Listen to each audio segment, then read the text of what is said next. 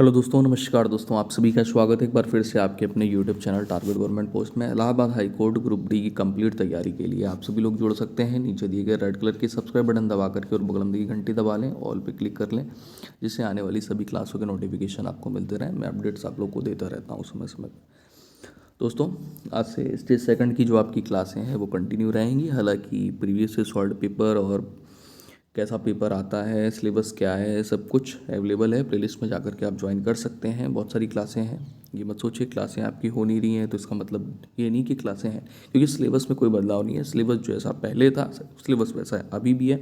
Stage first जो होता है और जो मेंस स्टेज सेकंड होता है, ठीक है ना, दोनों का जो सिलेबस है वो सेम है।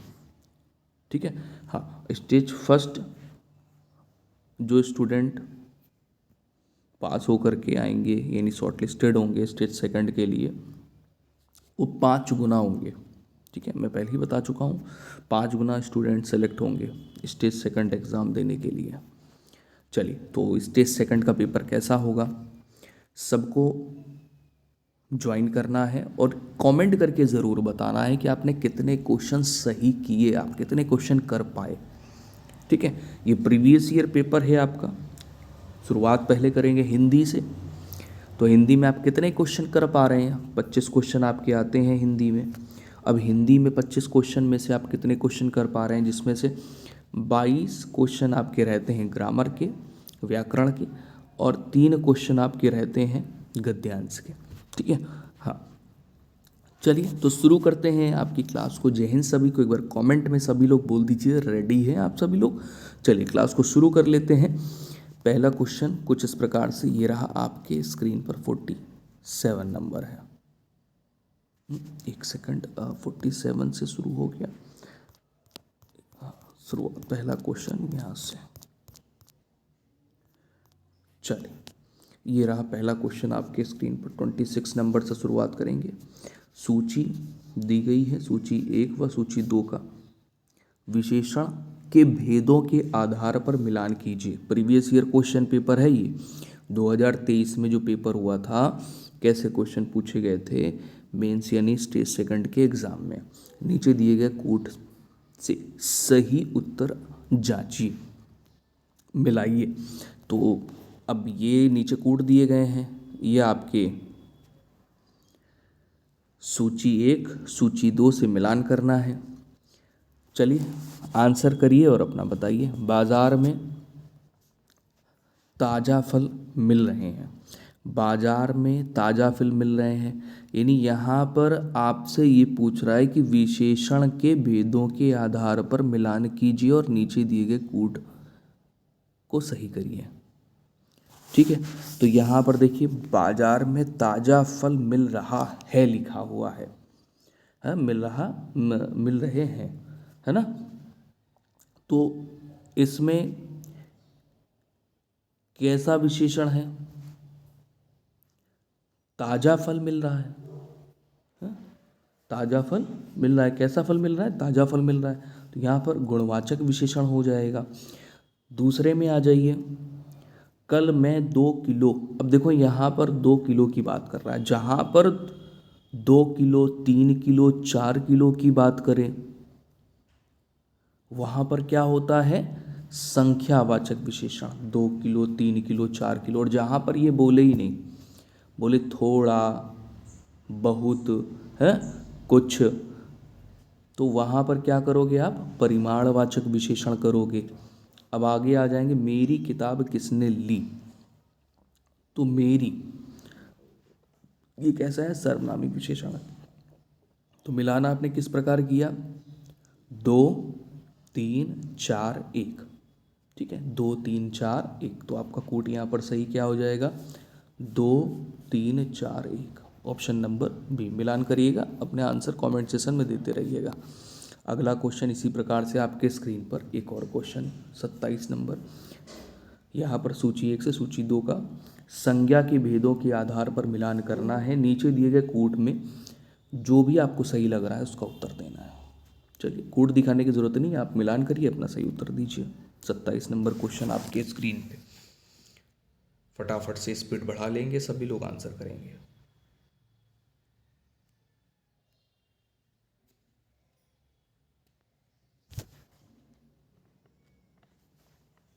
चलिए ध्यान देंगे यहाँ पर एरावत हाथी, पहले में आ जाओ। एरावत हाथी, तो यहाँ पर एरावत तो व्यक्तिवाचक हो गया और हाथी हो गया कैसा, जातिवाचक। तो इसका मिलान किससे करेंगे, व्यक्तिवाचक और जातिवाचक तीसरे के साथ में आ जाएंगे। अच्छा, पहाड़ों की ऊंचाई, पहाड़ों की ऊंचाई, तो पहाड़ ऊंचाई जातिवाचक, पहाड़ ऊंचाई भाववाचक हो गया आपका।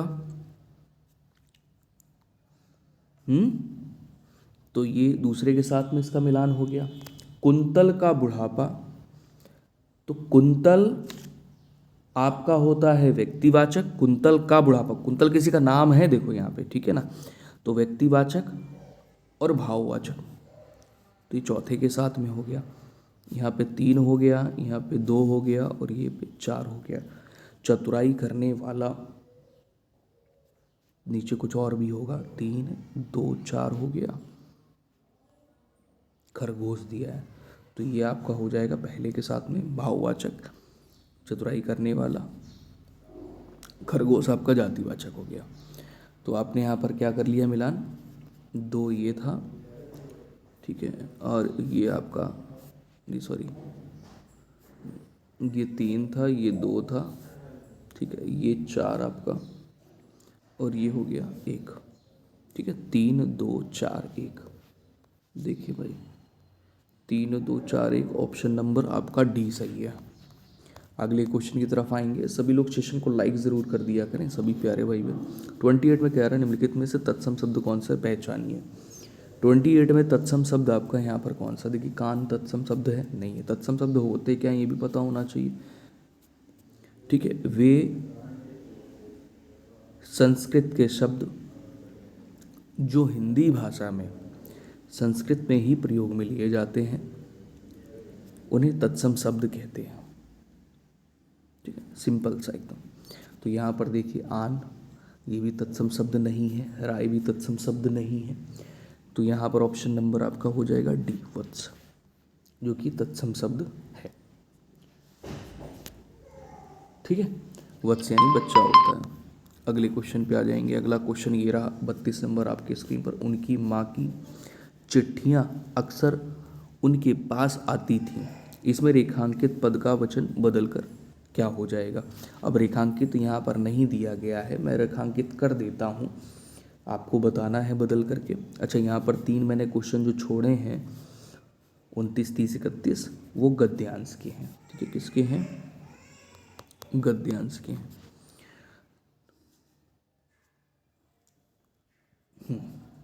चलिए, तो यहाँ पर देखिएगा क्या कह रहा है कि वचन बदलकर, तो चिट्ठियाँ का वचन आपको बदलना है। तो चिट्ठियाँ बहुवचन शब्द है, एक वचन इसका क्या होगा, चिट्ठी। तो चिट्ठी ये सही नहीं लिखा है, ये सही लिखा हुआ है, ऑप्शन नंबर आपका डी राइट हो जाएगा, ठीक है। चलिए अगले क्वेश्चन पे आ जाएंगे। अगला क्वेश्चन ये रहा आपके स्क्रीन पर, 33 नंबर है। सही आंसर आप लोग कमेंट में तुरंत क्या करिए। उसे मुझसे पता नहीं कैसी चिढ़ है, हर बार मुझे खाली जगह परेशान करने में सुख पाता है। रिक्त स्थान पर उपयुक्त निपात क्या होगा।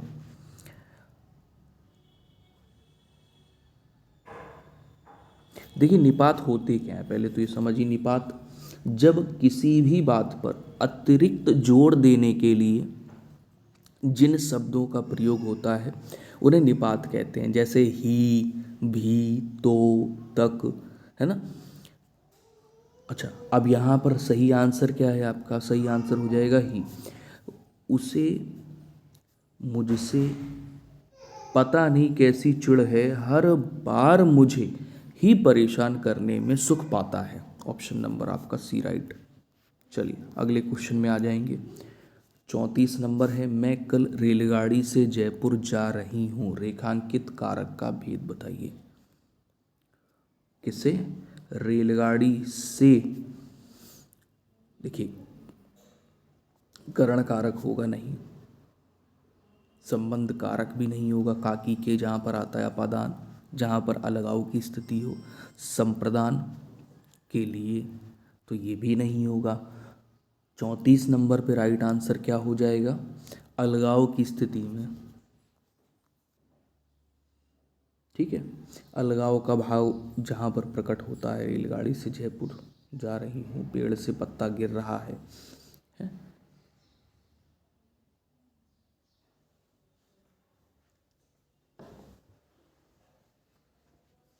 इस करण का से या के द्वारा होता है।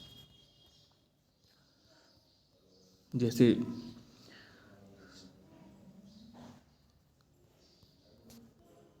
चाकू से सेब को काट रहे हैं। वाक्य के अंग के रूप में प्रयुक्त शब्द कहलाता है। 35 नंबर पे आपका राइट आंसर क्या हो जाएगा, वाक्य के अंग के रूप में प्रयुक्त शब्द कहलाता है। देखिए, वाक्य के अंग के रूप में प्रयुक्त शब्द कहलाता है। क्या कहलाता है, जब दो या दो से अधिक पद मिलकर के एक ही शाब्दिक इकाई जैसे संज्ञा, सर्वनाम, विशेषण, क्रिया की विशेषता का काम करते हैं, उन्हें हम लोग पदबंध कहते हैं। और यहाँ पर आपसे क्या पूछ रहा है, यहाँ पर आपसे ये पूछ रहा है कि वाक्य के अंग के रूप में प्रयुक्त शब्द कहलाता है, तो इसे पद कहते हैं। ठीक है, और पद के समूह को पदबंध कहते हैं। यहाँ पे कई लोगों ने क्वेश्चन गलत कर दिया था। अगले क्वेश्चन पे आएंगे। 36 नंबर में कह रहा है, निम्नलिखित में से घाट घाट का पानी पीना मुहावरे का सही अर्थ क्या है। फटाफट से आंसर करेंगे। 36 नंबर पर राइट आंसर हो जाएगा सी, तरह तरह का अनुभव प्राप्त होना। तरह तरह का अनुभव प्राप्त होना, ठीक है ना। अगले क्वेश्चन की तरफ आएंगे। अगला क्वेश्चन ये रहा, 37 नंबर है, माँ ने मुझसे सब्जी मांगी। प्रयुक्त में सॉरी वाक्य में प्रयुक्त काल क्या है। माँ ने मुझसे सब्जी मंगाई, सॉरी मांगी नहीं, मंगाई। 37 नंबर पर राइट आंसर क्या होगा, मंगाई या मंगाया। तो ये क्या है, मंगाई या मंगाया, मतलब ये कहाँ पे जा रहा है, संदिग्ध वर्तमान है क्या, नहीं। वर्तमान काल है, नहीं। भविष्य काल है, नहीं। ये भूतकाल का है, जहाँ पर मंगाई, खाई, मंगाई, खाई आता है, वहाँ पर भूतकाल होता है। ठीक है, जिससे क्रिया के कार्य की समाप्ति का बोध होता है, उसे भूतकाल कहते हैं। उस काल को भूतकाल कहते हैं। ठीक है, समझ गए ना। अगले क्वेश्चन पे आ जाओ। यहाँ पर देखिए 38 नंबर में सूची पहला और सूची दूसरा ये दिया है, मिलान करना है और कूट नीचे दिए गए, आपको आंसर करना है। हालांकि कूट दिखाने की जरूरत नहीं है, आप सीधे सीधे मिलान करेंगे। विलोम शब्दों का मिलान करना है, फटाफट से मिलान करिए। आदि का किससे मिलान होगा, अंत से। ठीक है, यह लोक का क्या होगा, परलोक होता है। आसान है, करिए फटाफट से आंसर दीजिए। उत्कर्ष का क्या होता है, अपकर्ष होता है। ठीक है, आचरण क्या होता है, दुराचरण होता है। क्या हो गया, 2 3 4 1।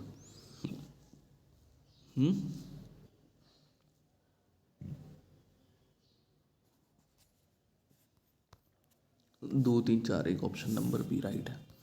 चलो अगले क्वेश्चन की तरफ आ जाओ। इसमें पर्यायवाची शब्दों का मिलान करना है। जैसे आपने भी विलोम शब्द का किया, वैसे ही पर्यायवाची शब्दों का मिलान करिए। आग का क्या है यहाँ पे, आग का होता है अनल। पत्थर का क्या होता है, पाषाण होता है पत्थर का। कोयल का क्या होता है, पीक। तो ये क्या हो गया, 3 4 1। गंगा का भागीरथी, ये हो गया 2 3 4 2। ठीक है ना, 3 4 2 कहाँ दिया, 3 4 2, 3 4 1 2 था ना, 3 4 1 2, ठीक है, ये सही है। चलो अगले क्वेश्चन की तरफ आएंगे। अगला क्वेश्चन ये है, इस प्रकार से कह रहा, निम्नलिखित में से विशेषण पदबंध चुनिए। किसमें विशेषण पदबंध है। ठीक है, किसमें विशेषण पदबंध है, ये रहा क्वेश्चन आपके स्क्रीन पे। किसमें विशेषण पदबंध है। तो पहले में आप देखेंगे यहाँ पे 5 वाक्य दिए गए हैं। नदी में बहता पानी साफ था। नदी में बहता पानी साफ था।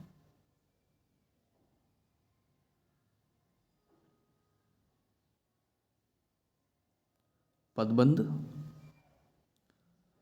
विशेषण पदबंध है ये। तेज चलने वाली गाड़ी प्रायः देर से पहुंचती है। नहीं। वह व्यक्ति ध्यान में मग्न है, यहां पे भी नहीं है विशेषण पदबंध। मुझ अभागे को कौन पूछता है, ये विशेषण पदबंध है। किसी ना किसी तरह ये करना ही होगा, या किसी ना किसी तरह ये करना ही है, यहाँ पर भी विशेषण पदबंध है। अब बात आती विशेषण पदबंध को पहचाने कैसे। देखिए, किसी पदबंध का अंतिम शब्द यदि विशेषण हो और अन्य सभी पद उस पर आश्रित हो तो वह विशेषण पदबंध कहलाता है। अब जैसे नदी में बहता पानी साफ है या साफ था, नदी में बहता पानी साफ था। मुझ अभागे को कौन पूछता है, किसी ना किसी तरह ये करना ही है। तो यहां पर करना हो गया, यहां पर पूछना हो गया, वहां पर साफ हो गया। हा? तो समझ गए ना सभी लोग।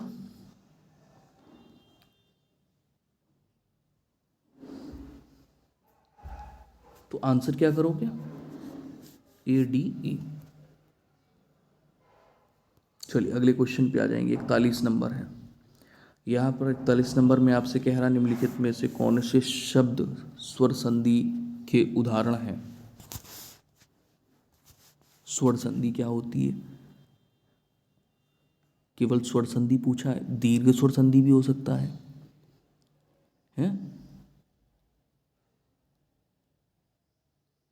क्योंकि यहाँ पर जो दिख रहे हैं वो दीर्घ स्वर संधि के उदाहरण। तो स्वर संधि और व्यंजन संधि, संधि के प्रकार होते हैं, समझ रहे हैं।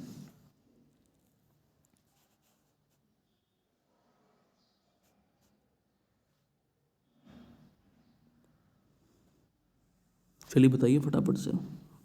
परमार्थ का परमार्थ का होता है परम धन अर्थ, दीर्घ स्वर संधि का उदाहरण है। ठीक है। कपीश में भी कपिधन ईश दीर्घ स्वर संधि का उदाहरण है।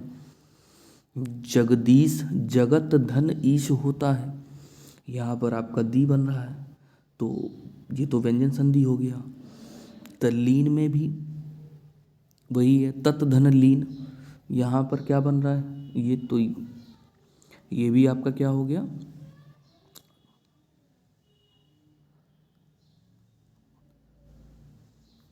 व्यंजन संधि। ठीक है। रत्नाकर में रत्न धन आकर, रत्न धन आकर दीर्घ स्वर संधि का उदाहरण है। तो ये तीन जो आपको ABE मिल रहे हैं, ये कैसे हैं, स्वर संधि के उदाहरण हैं। चलिए अगले क्वेश्चन पे आ जाएंगे 42 नंबर में। यहाँ पर आपसे कह रहा है कि निम्न लिखित वाक्य में किन किन विराम चिन्हों का प्रयोग हुआ है। देखो बताओ, इनमें किन किन विराम चिन्हों का प्रयोग हुआ है या कितने विराम चिन्हों का प्रयोग हुआ है।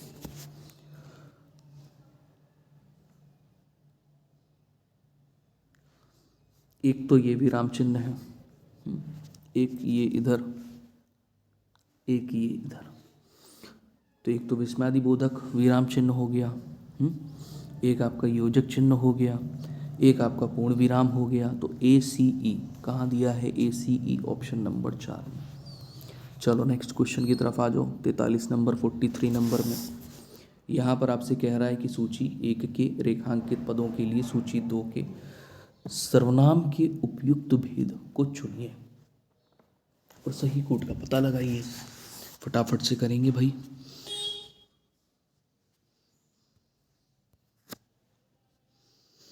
तो इसमें मैं है, ठीक है, मैं और हुआ। तो कौन कैसा है, ये प्रश्नवाचक सर्वनाम है, स्वयं खुद के लिए निजवाचक सर्वनाम है, मैं पुरुषवाचक सर्वनाम या निश्चयवाचक सर्वनाम क्या है, तो मैं निश्चयवाचक सर्वनाम है, वह पुरुषवाचक सर्वनाम है। हाँ, तो इस प्रकार से आपका क्या हो गया, 2 3 1 4, 2 3 1 4 मिलान करिए, 2 3 1 4। चलिए अगले क्वेश्चन की तरफ आएंगे। 44 नंबर में आपसे कह रहा है निम्नलिखित में से कौन सा अर्थालंकार नहीं है। अब अर्थालंकार के देखिए भेद कौन कौन से होते हैं।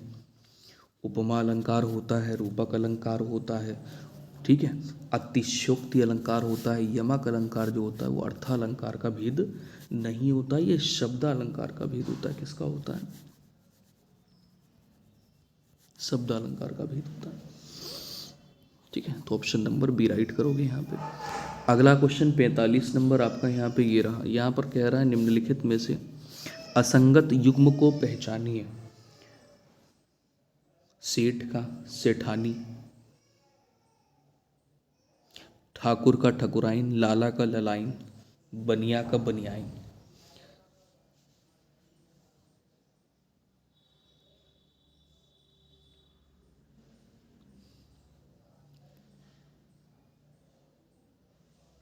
ठीक है, तो भाई देखो ये भी सही है, ठाकुर का ठकुराइन सही है, लाला का ललाइन सही है, बनिया का बनियाइन सही है, लेकिन सेठ का सेठानी इसी को ही गलत मान सकते हैं, क्योंकि कहीं कहीं पर सेठनी भी दिया रहता है। कैसा?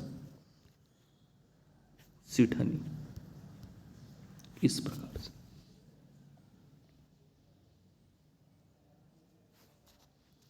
ठीक है ना, अगले क्वेश्चन पे आ जाएंगे।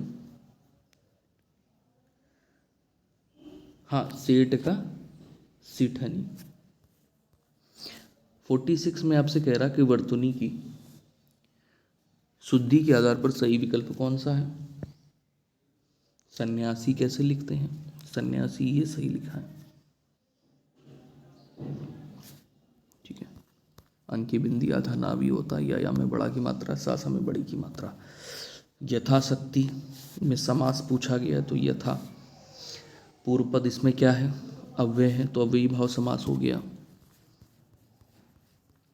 48 में आ जाइए। मेरा बड़ा भाई हमारे परिवार में सबसे पहले उत्पन्न हुआ है। तो यहाँ पर मेरा बड़ा भाई हमारे परिवार में सबसे पहले उत्पन्न हुआ है, अतः वह मेरा क्या होगा? बड़ा भाई। क्या बोला जाता है? अग्रज बोलते हैं। अनेक शब्दों के लिए एक शब्द। आखिरी का दूसरा क्वेश्चन है, निम्नलिखित वाक्यों में कौन सा अशुद्ध वाक्य है, पहचानिए। एक तो फिक्स है, तो आते ही आता है। एक क्वेश्चन अशुद्ध वाक्य हो गया, वर्तनी शुद्ध का।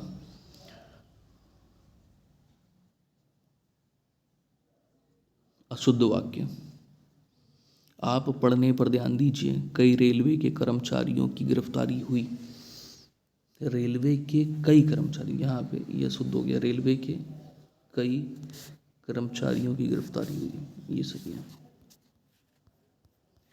इसमें आ जाइए। 50 नंबर आखिरी क्वेश्चन है, निम्नलिखित में से 9 दिन चले 2.5 कोस का अर्थ होगा।